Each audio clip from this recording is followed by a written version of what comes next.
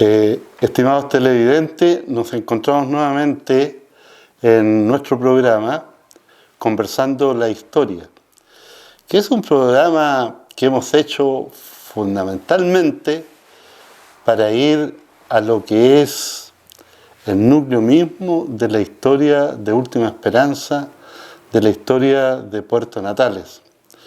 Es una tarea muy grata para nosotros recrear la historia y decir que la historia es la ciencia que permite a las personas recordar. Es el arte de recordar, dice una definición de historia. Y eso es lo que estamos haciendo. Personalmente yo me considero un historiador social. Por lo tanto, me he dedicado gran parte de mi actividad como investigador de la historia de Última Esperanza a fijar periodos de desarrollo histórico de esta sociedad.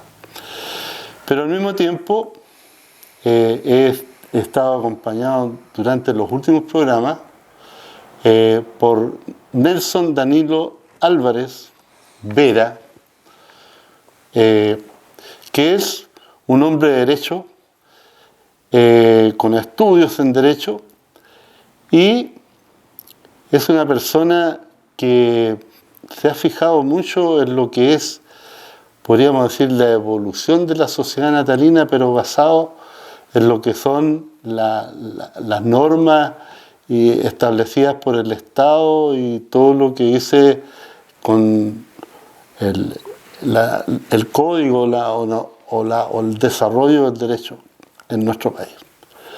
Pero en esta oportunidad, Nelson, buenas noches. Buenas noches. En esta oportunidad nos colocamos de acuerdo con Nelson y al conversar sobre la historia de Puerto Natales, hemos considerado que es importante fijar nuestra atención en personajes que han sido sumamente importantes y sumamente vitales en el desarrollo histórico de Última Esperanza. En esta oportunidad tenemos un listado de personajes, pero los vamos a ir concatenando de tal forma que lleguemos un poco a configurar lo que fueron los primeros años de colonización de Última Esperanza.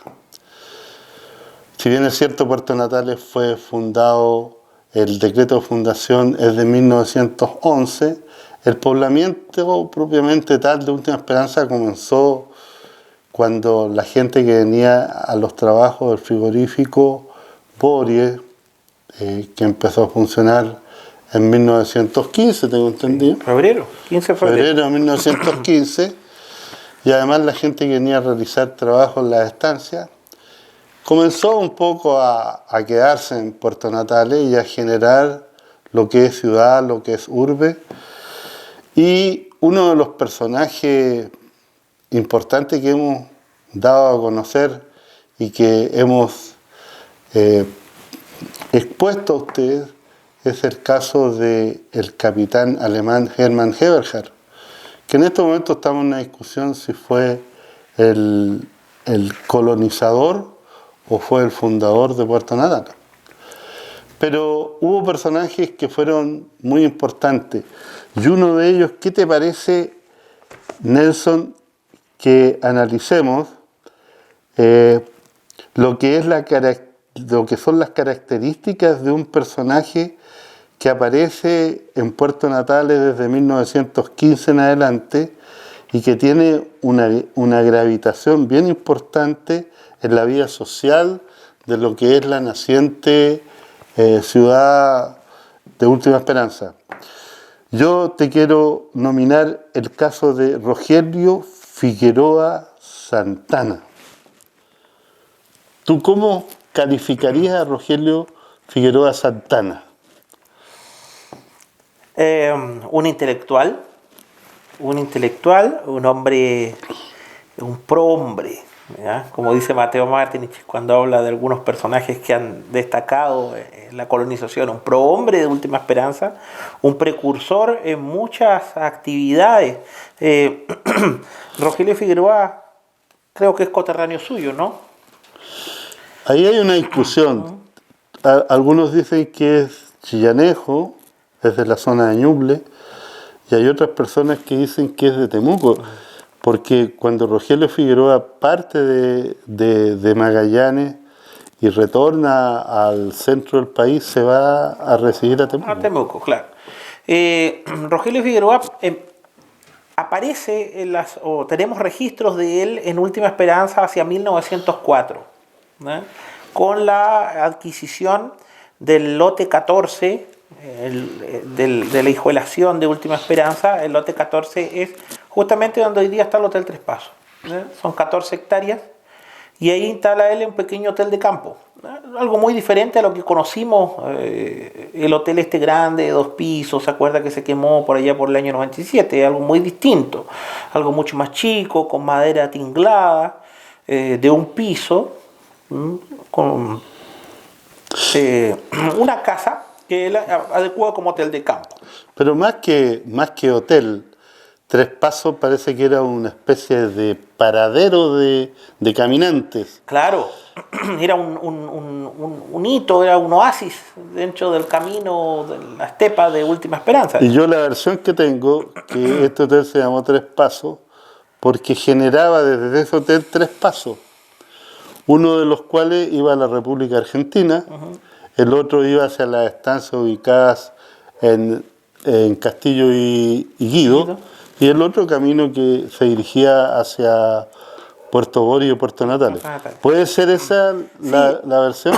Bueno, siempre no está claro, no podría precisar yo con exactitud, pero siempre se ha hablado de esto de 3 pasos, no de 3 pasos de caminado, sino que de 3 pasos fronterizos o 3 pasos como un paraje que conduce a, que es el vértice de 3 lugares distintos, que en este caso podría ser ese, más que los que se inclinan por decir que serían 3 pasos fronterizos con la República Argentina. Yo me inclino por lo que usted dice, el camino a Calle Martínez, el camino hacia Castillo y que da hacia la Argentina por Cancha Carrera, y el camino que da hacia Natales.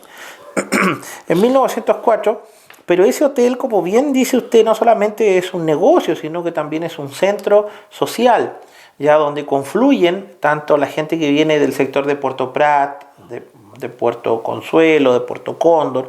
En esos años Natales todavía no existía o recién estaba poblándose esta parte, y viene gente del sector de Castillo y de las otras estancias que habían.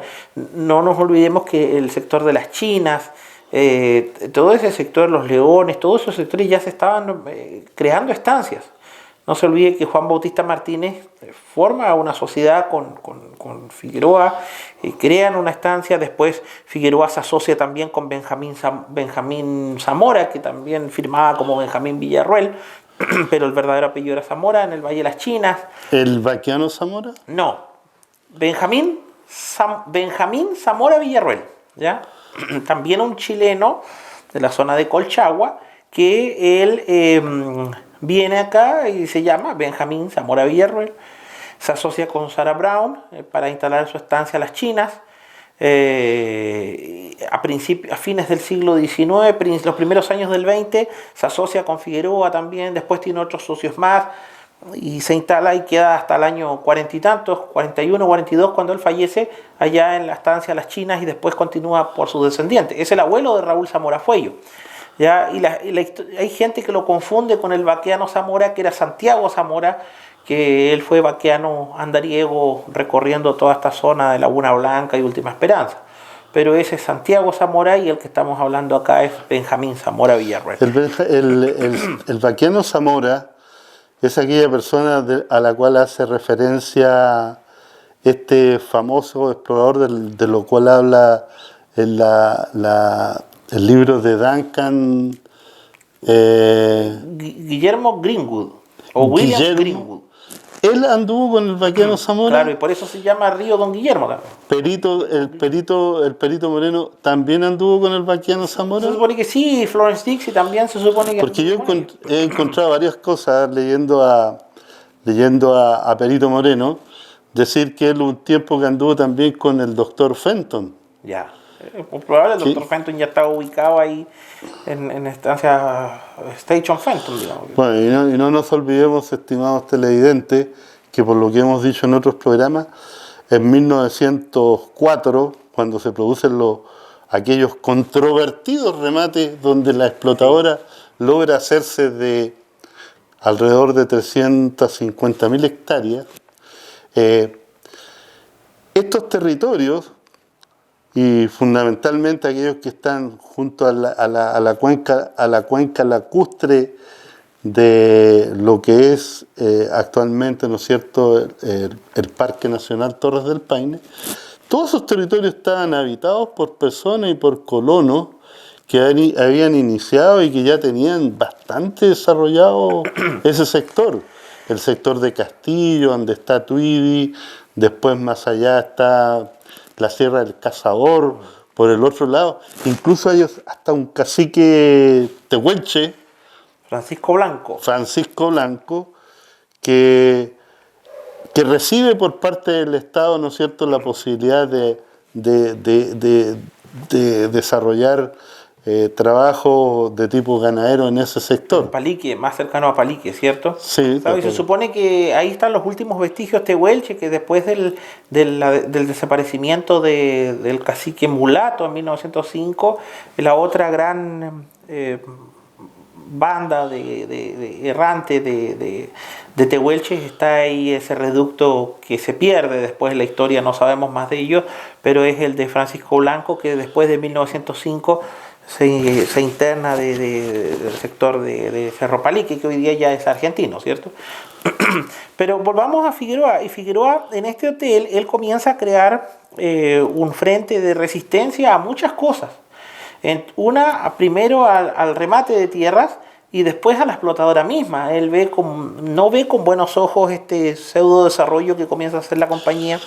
Pero este Rogelio Figueroa, Campo. también fuera de este hotel que tiene propiedades en el naciente Puerto Prat. Sí, claro, tiene bodegas ahí. Y eso es explicable porque este hotel de campo es hotel, cantina, despacho de víveres, tipo un negocio, ¿no?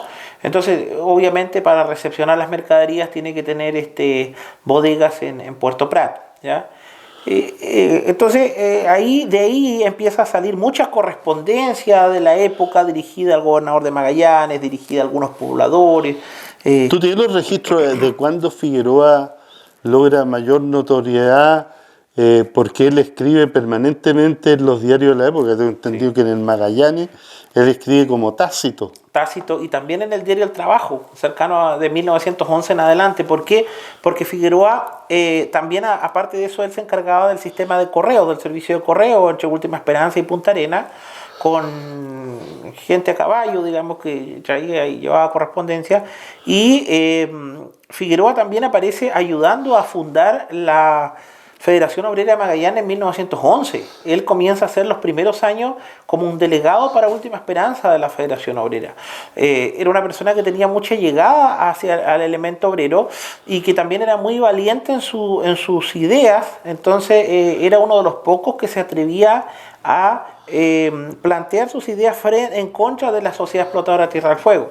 Pero aún así, un aspecto desconocido y que fue muy gratificante para mí dentro de las investigaciones que he desarrollado, es descubrir que no solamente pensemos en Figueroa como un empresario hotelero, cantinero o dueño de pulpería. O dueño de pulpería. Porque lo que él tenía era una pulpería. Claro, un anfitrión social. Ya no pensemos que todo esto se hacía en el fragor de una copita, no. Él, aparte de sus editoriales y cartas que publica en distintos diarios con el seudónimo de Tácito, él también, fíjese que el año 13, Leona solicitó al gobernador de Magallanes en 1913, Natales se funda el 11, para instalar una pequeña clínica, o sea, una habitación, una casa, con algunas camas para atención de un pequeño hospital. Ya desconocemos si esto prosperó o no. Pero un dato muy Porque anecdótico. la explotadora traía médicos, Traía ¿no? médicos, sí. Pero traía médicos extranjeros. Claro. Hay el caso del doctor Franke. Frankel en 1903, después trajo otros más que no recuerdo el nombre en este momento, pero ya Está para Díaz, ¿te acuerdas de Díaz? sí, para el año El que 16, estuvo en 1919. para el año 16 ya trae a Ildefonso Díaz Pereiro, ¿ya? Y después el doctor Dodd y otros más. Doctor Dot. Acuña también. Pero el año 13, al parecer no había médico y hubo una pequeña crisis de alfombrilla acá.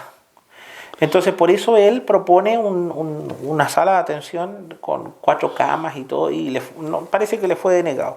Pero algo desconocido, además de eso, es que fíjese que si usted revisa el Diario Oficial de la República, que es donde se publican las leyes y los decretos del Estado, figura el 31 de mayo de 1911, o sea, uno se va al Diario Oficial del día 31 de mayo de 1911 y lo que espera es encontrar con grandes letras un decreto que diga, decreto 832, fúndese la población de Puerto Natales. Por el contrario, lo que uno encuentra es una solicitud de Rogelio Figueroa Santana para instalar una factoría en la rada de Puerto Natales, en la bahía de Puerto Natales. Una factoría es una pesquera, ¿cierto? Sí, pero ya estaba Stubenrose, ¿no? Sí, pero no con esa actividad económica, digamos. Una factoría. Parece que lo de Stubenrose estaba más relacionado con el matadero. La grasería tenías.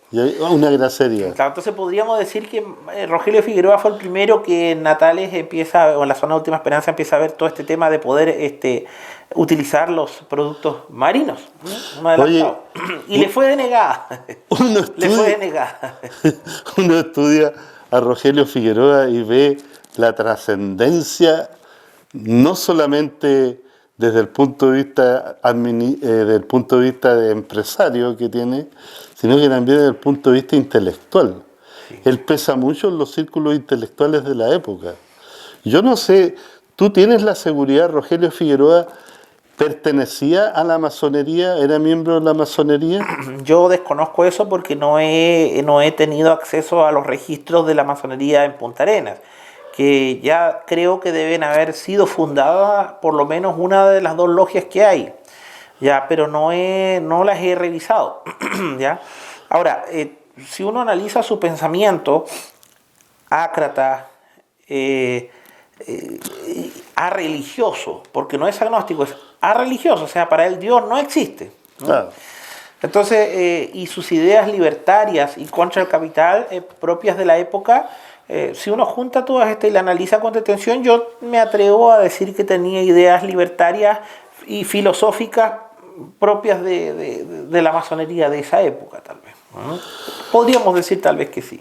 Sí, porque posteriormente Rogelio Figueroa tiene una intervención importante en lo que es la llegada de Gabriela Mistral a Última Esperanza. Acontecimiento que no se ha revisado y no se le ha dado la jerarquía que corresponde, porque es la premio Nobel, la premio Nacional de Literatura, una poetisa que cuando está en Punta Arenas crea una revista que se llama Mirella y comienza a intercambiar cartas con lo más selecto que hay en la literatura, no diría universal, sino que latinoamericana, porque ella tiene contacto con Alfonsina Storni, tiene contacto con Juan Ibarburú, tiene contacto con Nicolás Guillén y con toda esta gente que en esos momentos estaba modelando. Y ahí, cerca de Gabriela Mistral e invitándola a visitar Última Esperanza, porque yo creo que eso fue lo que sucedió y motivó a Gabriela Mistral a venir a Última Esperanza, nuestro amigo Rogelio Figueroa. Rogelio Figueroa, claro. Siempre se ha hablado de que ella estuvo acá, digamos, pero tampoco hay uno que otro antecedente muy minúsculo. Creo que hay unas cartas donde dice el próximo mes estaré en Última Esperanza, por ejemplo, fechadas diciembre, parece que diciembre del año 18, entonces por eso es que mucha gente dice, Gabriela estuvo en febrero del Claro. 19, digamos, pasados los hechos del 23 de enero. Claro, porque ella llegó a mediados de 1918 a Punta A Arenas. Punta Arenas, claro. Y fue todo un acontecimiento la llegada de Gabriela Mistral a Punta Arenas, puesto que venía recomendada por el ministro de Educación de la época, que era don Pedro Aguirre Cerda. Don Pedro Aguirre Cerda tenía un hermano, don Pedro Aguirre Cerda era abogado, ¿no? Don Pedro y profesor también, las dos cosas. Ah, claro, ¿verdad? Que siendo profesor estudió Exacto. Derecho en Santiago. Bueno, Pedro Aguirre Cerda era ministro en aquellos entonces, porque estábamos hablando de 1918, del gobierno de Sanfuentes. De Juan Luis Sanfuentes, un gobierno oligarca y que combatió mucho al elemento obrero, sobre todo al de Magallanes. Ya. Pero el ministro de Educación de aquella época era don Pedro Aguirre Cerda, que ya tenía mucha relación de cartas con Gabriela Mistral, que se había destacado en el norte del país, ya pese a no ser profesora, porque ella Sí. nunca obtuvo el título de profesora como una profesional de la educación.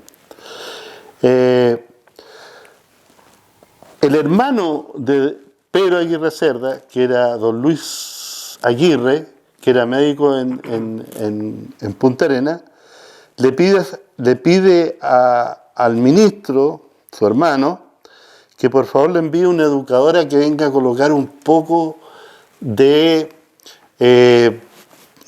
podríamos decir, de concierto, porque estaba muy desorganizada la educación para las señoritas en Puerto Natales, es decir, en Punta Arenas o en Magallanes. Y ahí fue cuando Pedro Aguirre Cerda envía a Gabriela Mistral. Y Gabriela Mistral ya era conocida a nivel nacional. Claro, pero Figueroa, Y ahí toma contacto con Rogelio Figueroa. Yo creo Estamos que- hablando de 1918, Sí. una capite. En 1918, a mediados de 1918, llega Gabriela Mistral. Ese verano del 18 para el 19, ella no viaja al norte del país, pese a que dice que le hace mucha falta volver al calor, y cuando dice la tierra donde vine no tiene primavera, es decir, si no tiene primavera no tiene verano, ¿ya? A ella le afectó mucho el clima de Magallanes. Pero está poco tiempo también. Entonces vino a Última Esperanza y vino directamente, llegó al hotel de nuestro personaje, que es Rogelio Figueroa, Sí. que estaba en Tres Puentes, En Chespá. en Tres Pasos. Eso sucedió el día 6 de febrero del año 1919. Y recordemos que el día 23 de enero de 1919 se habían producido los acontecimientos del frigorífico Boris. Del año 19, claro. ¿Mm? Indudablemente que tiene que haber estado dentro de la mesa de conversación los temas ocurridos. Gabriela había visto los sucesos de diciembre del año 18 en Punta Arenas, donde también hubo un fallecido y toda esta efervescencia social. Y vuelvo a insistir, no hay que olvidar que el año 11 Figueroa aparece como uno de los fundadores de la Federación Obrera y es el delegado, junto a Alfredo Rivera y Marcos Mancilla, el delegado para Última Esperanza de la Federación Obrera. Entonces era un personaje muy respetado. Y por eso es que, con esto me voy a adelantar, cuando más tarde vamos a hablar que cuando se va Figueroa adquiere importancia este otro personaje del que vamos a hablar después, ¿no? Sí. Porque Figueroa se va y justo aparece en la palestra este otro personaje entre el 25, 26 por ahí. Y Figueroa por eso se va después, se va a Temuco. Él era casado, no sé si casado, porque con sus ideas es probable que no haya tenido mucho interés en el matrimonio, pero su mujer, digámoslo así, era doña Juana Vázquez. Juana Vázquez. Ellos adoptaron un hijo, Juan Figueroa Vázquez. Él se va abandona a Juana Vázquez, se termina la relación, ella se queda en el hotel, él se va y ella muere allá por el verano del 44 y está sepultada acá en el cementerio de Natales, el cementerio antiguo. Estimados televidentes, nuevamente nos arrobó, nuevamente nos tomó muy en serio un personaje como es Rogelio Figueroa, que forma parte importante de la historia de Puerto Natales. A la vuelta del programa seguimos hablando de nuestros personajes. Productora Natales, todo en desarrollo y registros audiovisuales, grabaciones, elaboración de spot, videos corporativos, avisos publicitarios, edición, además producción de programas para radio, televisión y redes sociales. En Productora Natales incluimos equipo de dron para captar imágenes y fotografías de última generación. Productora Natales, la imagen del mundo en sus pantallas, PC y redes sociales. Consulte con los que saben.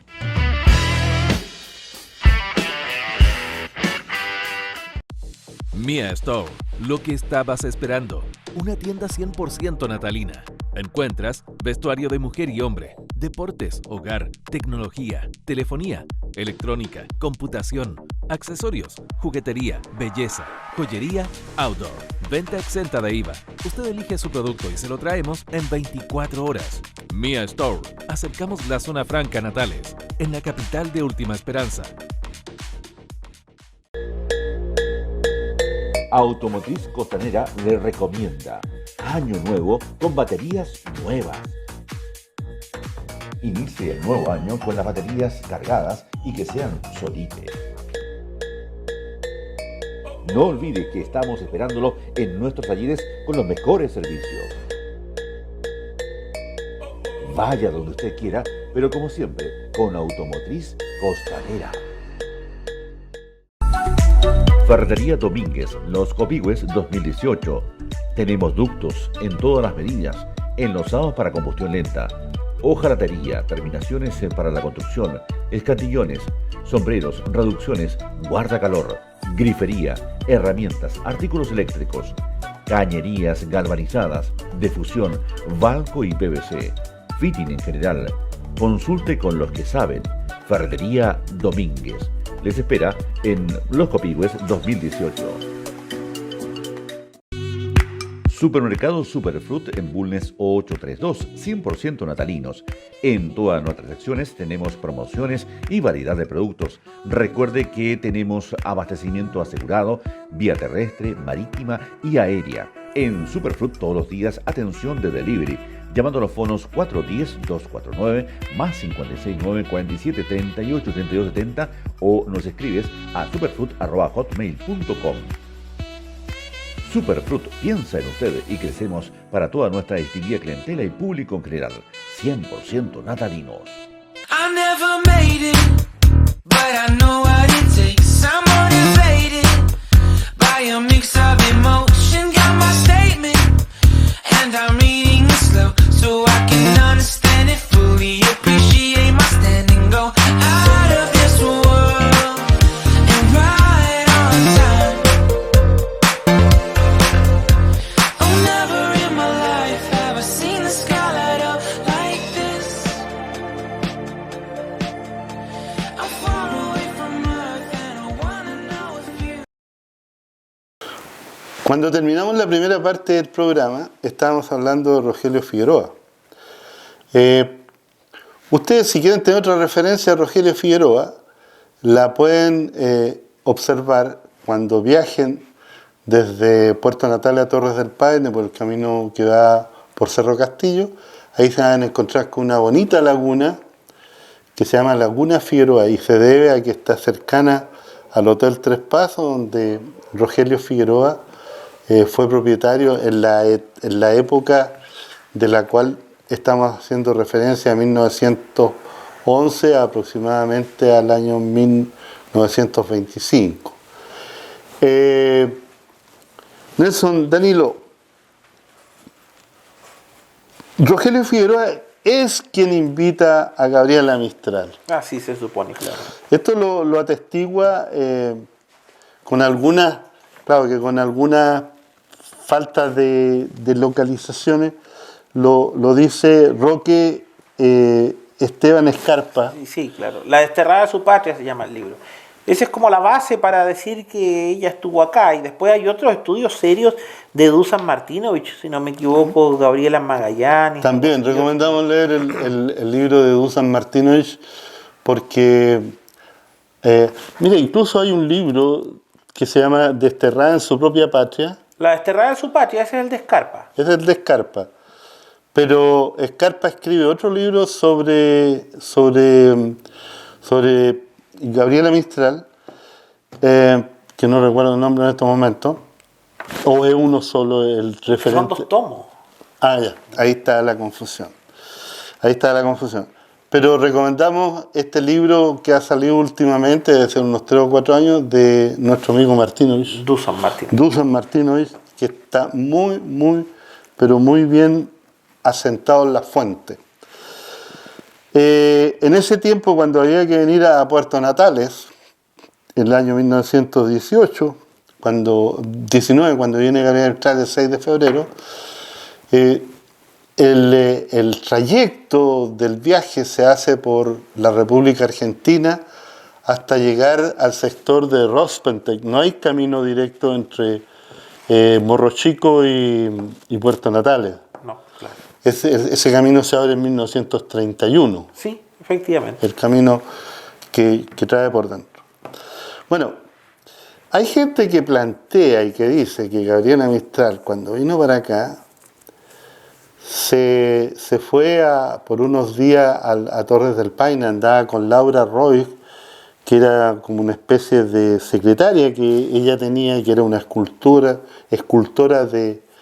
de Nombradía, y que visitaron Torres del Paine, donde Laura Roig aprovechó de hacer algunas pinturas sobre esta maravilla paisajística, y mucha gente dice, no estando de acuerdo con lo que realmente sucedió, que Gabriela Mistral, mientras está en el Hotel Tres Pasos, se pone a escribir un libro que se llamó Desolación.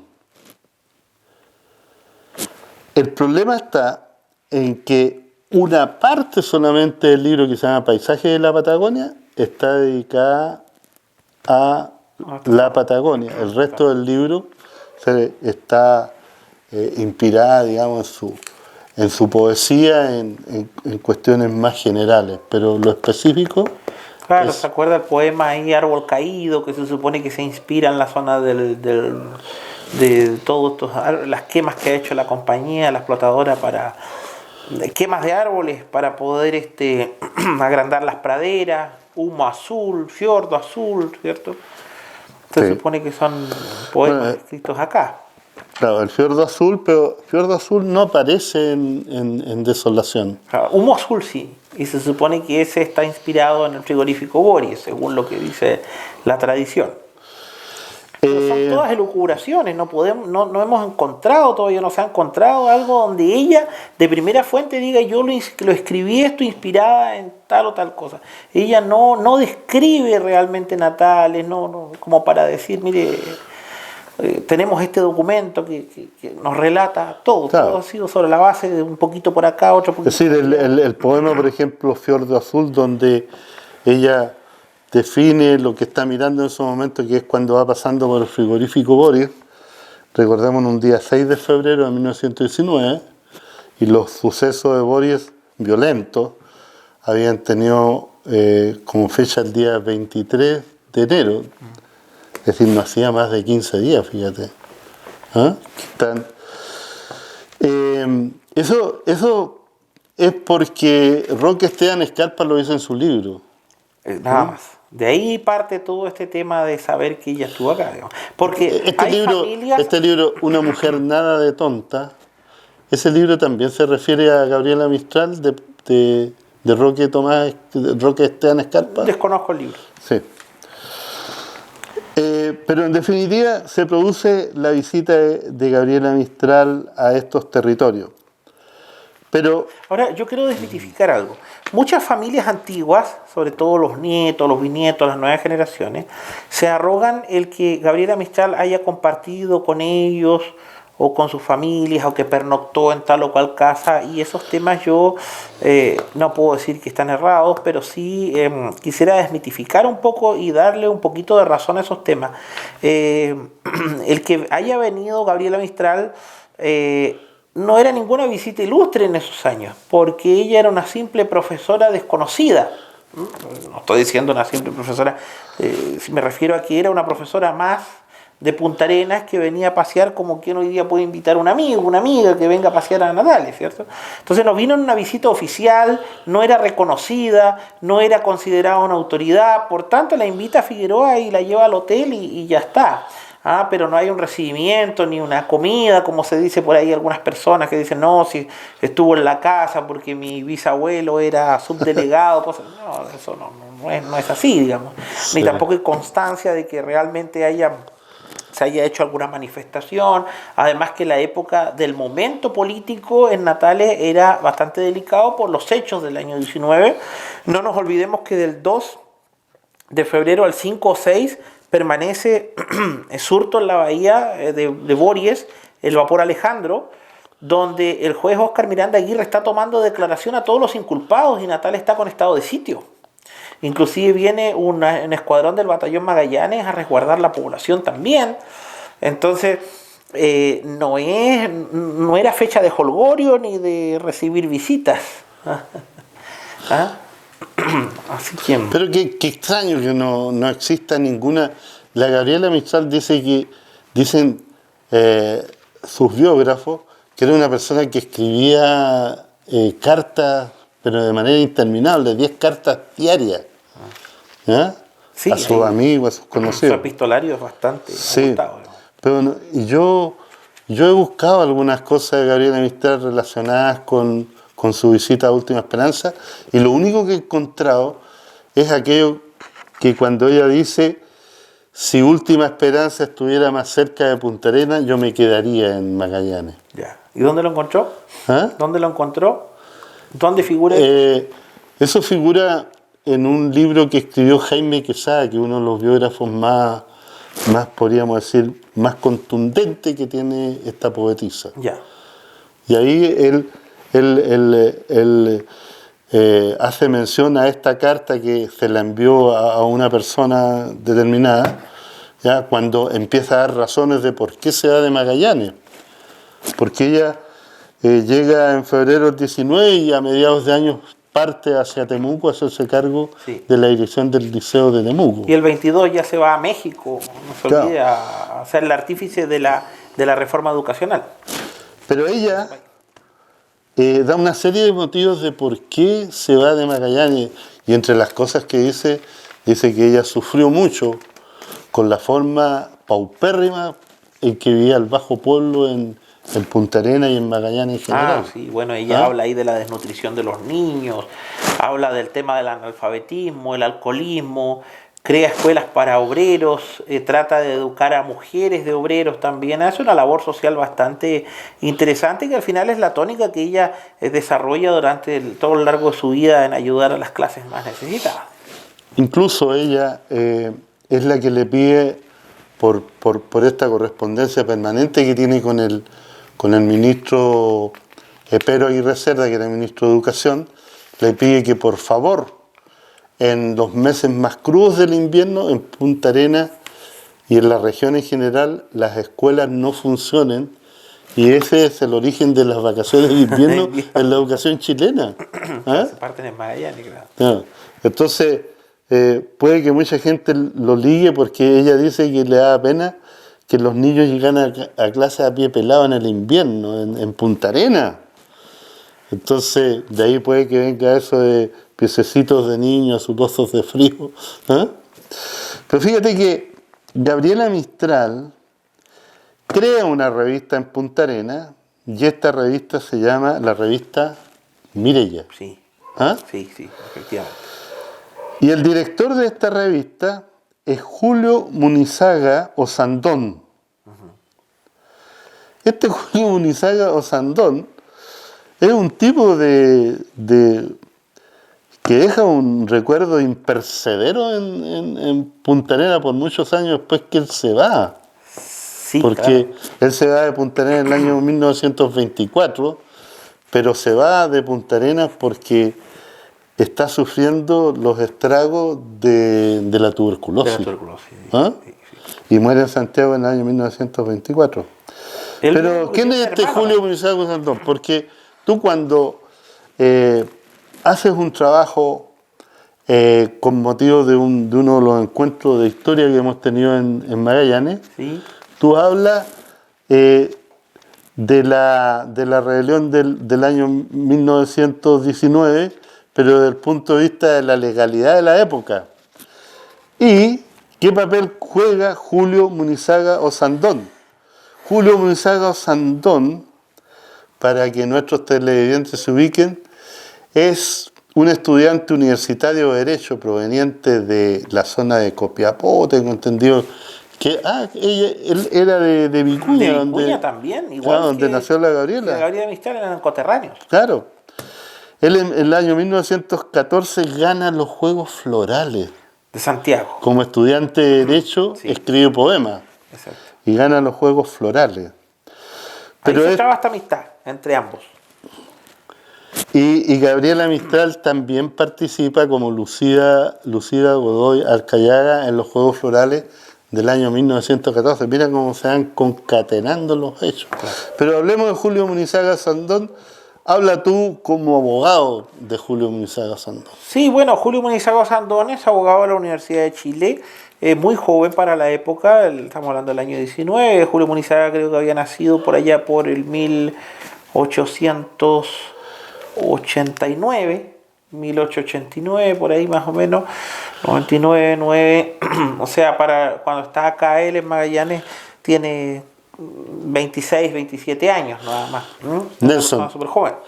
Como hemos empezado a analizar una vida impresionante, una vida digna de ser considerada, hagamos el corte y después continuamos.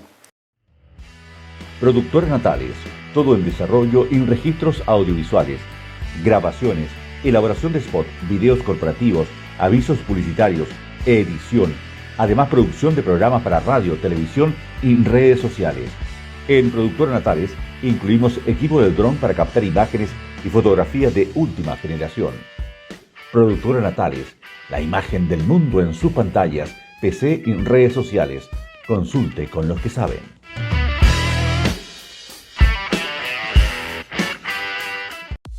Mia Store, lo que estabas esperando.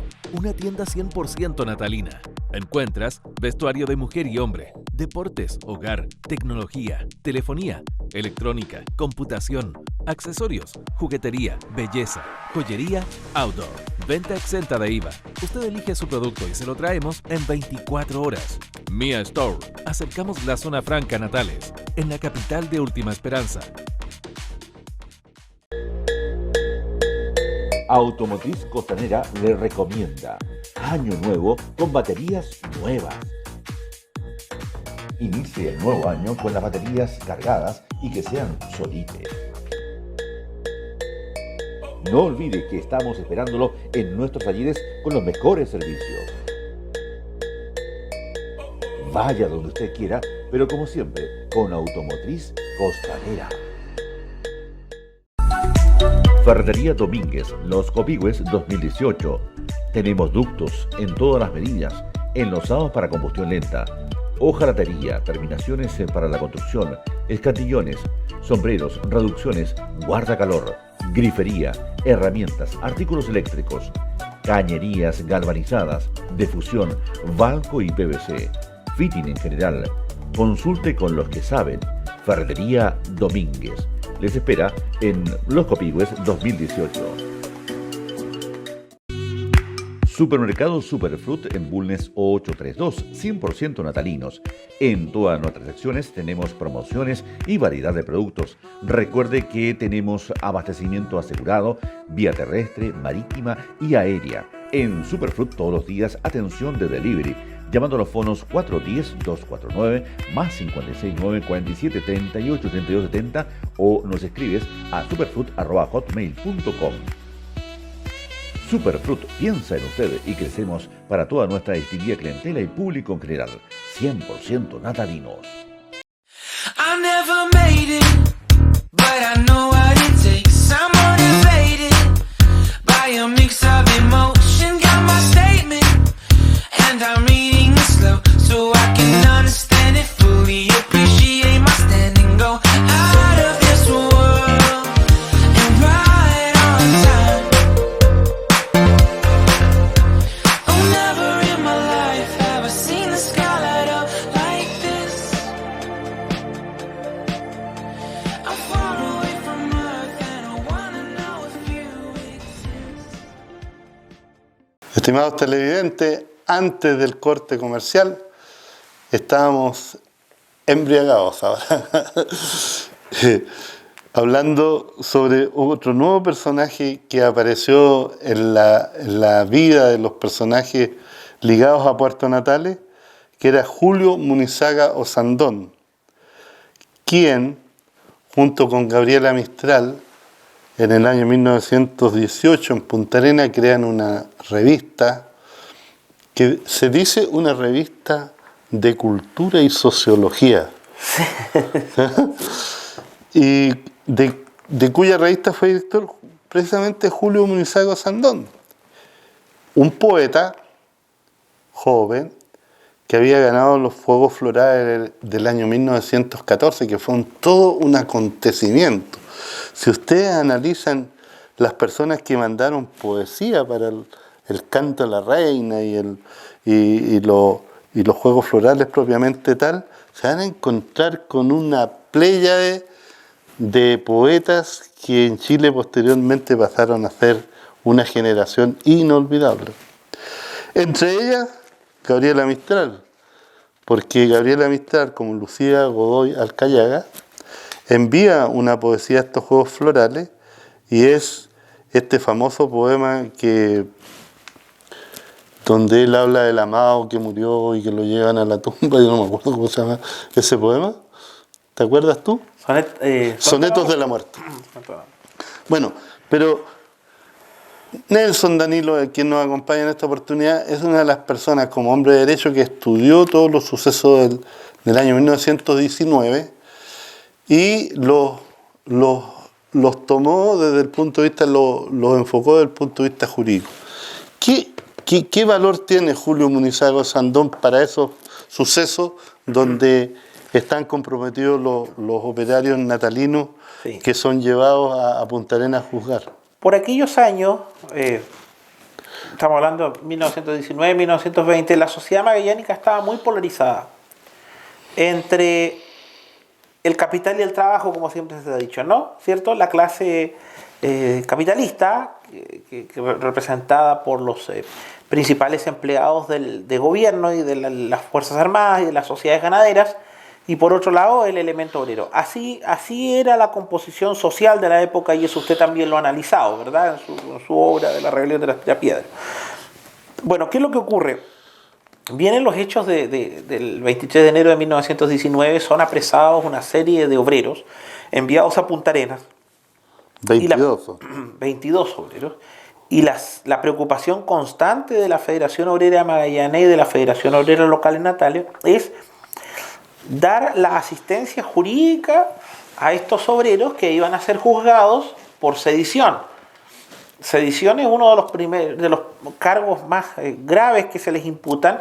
La sedición es el alzamiento contra el gobierno constituido, otros por homicidio, otros por lesiones graves y otros por incendio. Incendio aún hoy día, según el ordenamiento jurídico punitivo chileno, el incendio sigue siendo uno de los delitos más graves. Entonces, las penas que arriesgaban estos sujetos se veían gravísimas.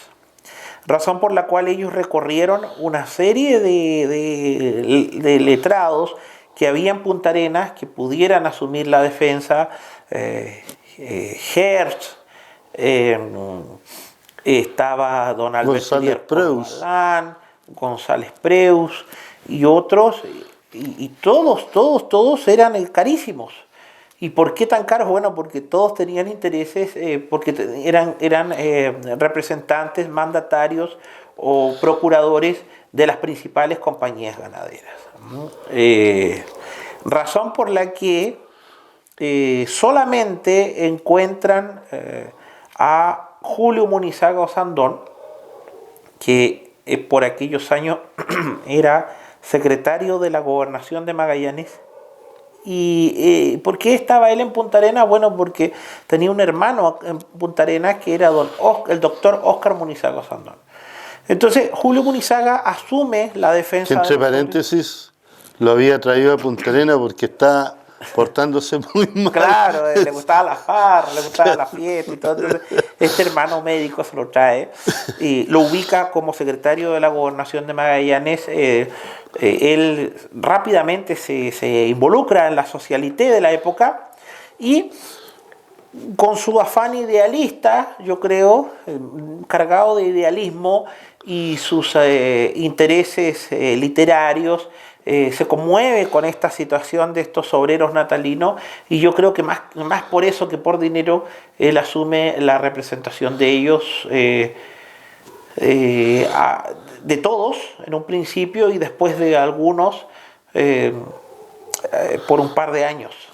Fue un juicio muy duro porque duró prácticamente 4 años y uno comienza a leer el expediente de los acontecimientos del 23 de 1919, ¿ya?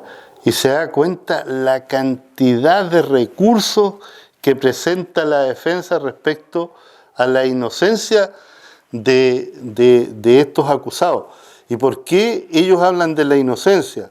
Porque dicen que los dirigentes que participaron en los acontecimientos y que dirigían esta jornada fueron personas que murieron. Sí, más que, o sea... Y los otros, los que venían en la segunda línea de fuego, huyeron después porque sabía que venía la represión fuerte. Claro, o sea, lo que se dice principalmente que los que hicieron de tiradores, los que disparaban y los que iniciaron los fuegos y el fuego en Brown y Blanchard o que mataron con palos a carabineros o etcétera, esos principalmente o murieron en la refriega por haberle puesto el pecho a las balas o huyeron, y por eso es que no es raro encontrar algunos nombres de ellos que se repiten o que nos llevan a presumir que estuvieron también en las revueltas del año 21, como por ejemplo el caso de un tal Pintos. ¿Se recuerda? El gordo Pinto. Claro, y después en las revueltas del año 21, de la estancia Anita, 2 años después, dicen la columna de Pintos. Y el Pintos nadie sabe cómo se llama, y de hecho los edictos para citarlos al tribunal aparecen un tal Pintos, nomás, ni siquiera saben el nombre. Un tal Pinto argentino. Un tal Pinto argentino. Bueno, entonces Julio Munizaga hace un trabajo muy encomiástico, muy detallado sobre la defensa de estos obreros y demuestra cómo algunos están inocentemente juzgados. Me recuerdo, por ejemplo, el cargo contra uno de ellos es por haber dado muerte a bala a tal persona. Entonces Julio Munizaga dice, ¿cómo va a ser muerte a bala si aquí está la autopsia de este fulano y este caballero murió por sablazos? Después dicen, a tal persona el cargo por haber portado arma de fuego y haber disparado contra fulano. Entonces Julio Munizaga dice, es imposible porque a esta persona le falta un dedo o lo tiene los justo dedos el dedo con el cual tenía que gatillar. Puede percutar. Entonces la defensa es muy interesante, pero el sistema penal de la época que se mantuvo hasta la reforma procesal del año 2000, o sea, estamos hablando más de 130 años duró ese sistema punitivo, ese sistema penal en Chile, ese sistema de juzgamiento. Tenía una serie de recursos, como bien dice usted, y en esos años la Corte de Apelaciones respectiva, competente, era la de Valparaíso. Magallanes era territorio jurisdiccional de la Corte de Apelaciones de Valparaíso y por tanto este expediente tenía que ir constantemente al trámite de la consulta. el trámite de la consulta quería decir que un juez de letras, el juez acuo, como se dice, el juez de Punta Arenas, podía dictar una resolución, pero esa resolución no iba a ser firme, no iba a producir efectos, mientras no fuera confirmada por la Corte de Apelaciones respectiva, que en este caso era la de Valparaíso. Entonces tenía que viajar por barco al expediente, verse la causa, volver. Eso, Magallanes fue territorio jurisdiccional de Valparaíso desde 1892. Posterior a ello, yo no recuerdo qué año, me parece que es como el 28, 27, por ahí, o 25, Magallanes pasó a ser territorio jurisdiccional de la Corte de Valdivia. Así es. Y después del año 60, recién del 60, hubo Corte de Apelación en Punta Arenas. Claro, porque estos eran territorios, no eran, es decir, los territorios, estos no eran entidades administrativas como provincia Más allá que constituida. eso, que no habían cortes, había muy pocas cortes en el país, Claro. cortes de apelación. Pero esa es la semblanza un poco de Julio Munizaga Osandón. Inclusive usted cuando ha hecho algunas crónicas de Julio Munizaga nos ha dicho que podríamos inclusive aventurar que Julio Munizaga pudo haber contraído la tuberculosis en las mazmorras, en las cárceles de Punta Arenas visitando a estos obreros. Porque muchos de esos, Suitanich Santich, Jerónimo Suitanich y otros más mueren tuberculosos en la cárcel de Punta Arenas. Bueno, el caso de Suitanich es llevado a Santiago claro. y muere en un hospital de estos preparados para atacar la tuberculosis. Claro. Pero él, Julio Munizaga Osandón, vuelve a Santiago en el año 1924 y en 1924 muere muy joven, ¿no? Sí. ¿Eh? Sí, claro, porque saquemos la cuenta de 1889 cuando nace, el 24, son 30 y tantos. Y su obra poética no ha sido publicada, por lo tanto, ha sido un momento grato para nosotros rendir homenaje a Julio Munizaga Osandón como un personaje interesante. Termina todo esto, estimado Danilo, termina el juicio a aquellos detenidos que fueron llevados y puestos en libertad allá por el año 1923 o 24. 23 termina el juicio. Claro. Y todo se viene abajo, la organización de los trabajadores, la Federación Obrera de Magallanes pierde cierta capacidad de dirección, están de por medio los sucesos del 27 de julio de 1920 en Punta Arenas con la quema de la Federación Obrera, y lo más impresionante, estamos a punto de cumplir 100 años de la rebelión de los peones en las estancias argentinas, donde nosotros, si logramos ilustrarnos sobre lo que sucedió allá, tiene muchas repercusiones en el territorio nacional, ¿no? En nuestro país, y acá en Natales preferentemente, porque el frente sur de la huelga de los empleados y trabajadores de las estancias argentinas y los peones, se desarrolla en el frente sur, localizado fundamentalmente en todas estas estancias que vienen desde Río Gallego hasta Río Turbio, pasando por Monte Alto para llegar finalmente a la estancia Anita en el lago argentino. Calafate, claro. Ese es el frente sur de la revuelta, ¿no es cierto? Claro, tiene porque tres después hay columnas, otro que es el central, donde está Facón Grande, el dirigente, Sí. y posteriormente, es decir, más allá está el que prácticamente está limitando con la provincia con la región de Aysén, que es el que dirige, no me acuerdo el nombre de él. Argüelles. Argüelles. Pero es un tema que yo creo que más adelante vamos a tener que tocar, esto de las rebeliones en las estancias argentinas, basados más que nada en toda la literatura que ha sido capaz de producir en función de lo que escribió Osvaldo Bayer, que se llama La Patagonia Rebelde. Pero en Puerto Natales, la Federación Obrera de Magallanes